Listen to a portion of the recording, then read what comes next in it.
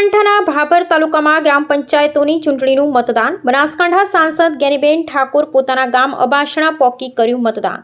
જ્ઞાનીબેન ઠાકોર દ્વારા સમાન મતદારોની લાઇનમાં ઊભા રહી કર્યું જ્ઞાનીબેન ઠાકોરે મતદાન।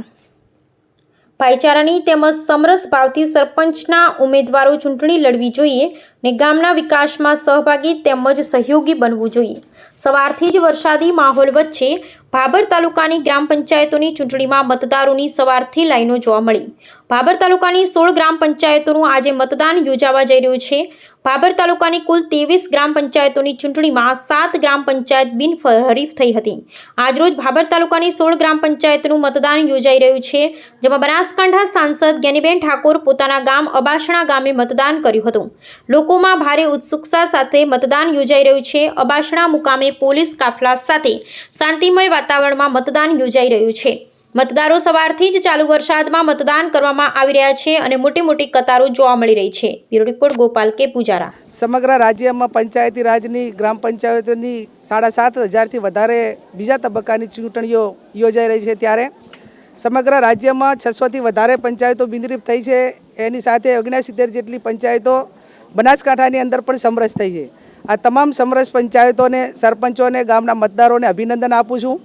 અને જે ગામોની અંદર આજે મતદાન છે એ શાંતિમય વાતાવરણની અંદર મતદાન થાય, દરેક ગામમાં ભાઈચારાની ભાવના હચવાઈ રહે અને ડેમોક્રેસી ભારત વિશ્વનો સૌથી મોટો લોકશાહી દેશ છે અને એના મતનું જે વેલ્યુશન છે એ વડાપ્રધાન હોય કે એક વાલ્મીકીનું વોટ હોય એનું વેલ્યુશન સરખું છે। ત્યારે જ આજે તમે એમ જુઓ કે લાંબી લાઈનો મતદાન માટે કરીને અત્યારે મતદાન ચાલુ છે।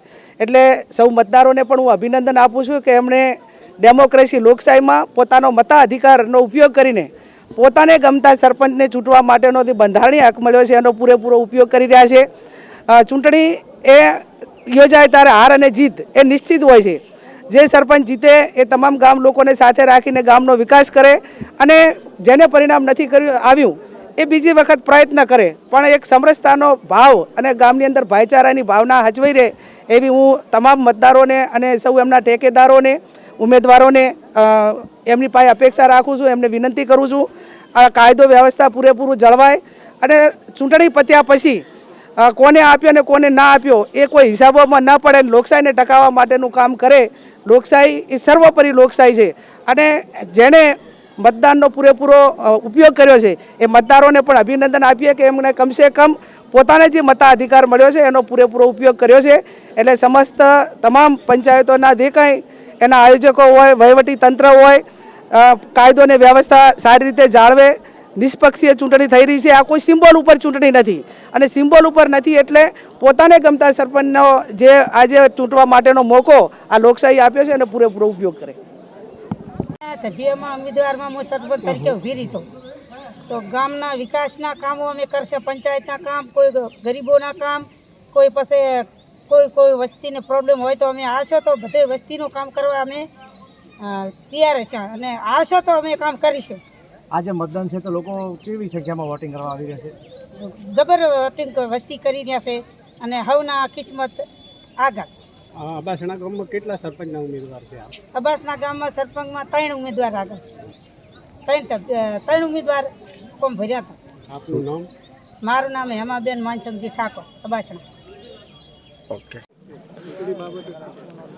ચૂંટણી બાબતે આજે અબાસણા ગામ પંચાયતની ચૂંટણી છે।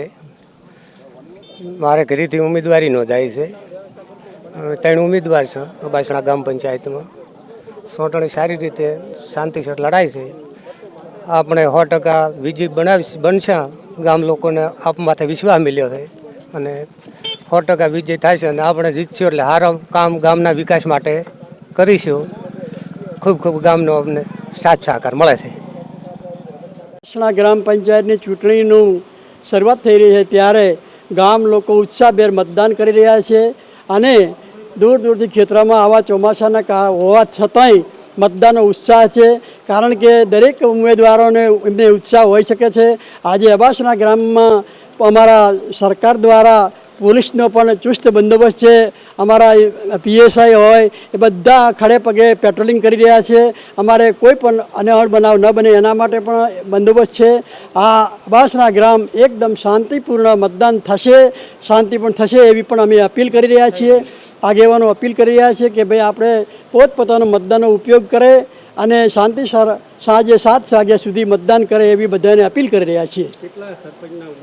આજે અમારા 3 ઉમેદવારો છે અને આજે એમનું સાંજે ભાવિ નક્કી થશે એમનું 3 ઉમેદવારોનું. મારું નામ ભુરાજી ડી ઠાકોર, પૂર્વ જિલ્લા પંચાયત સદસ્ય.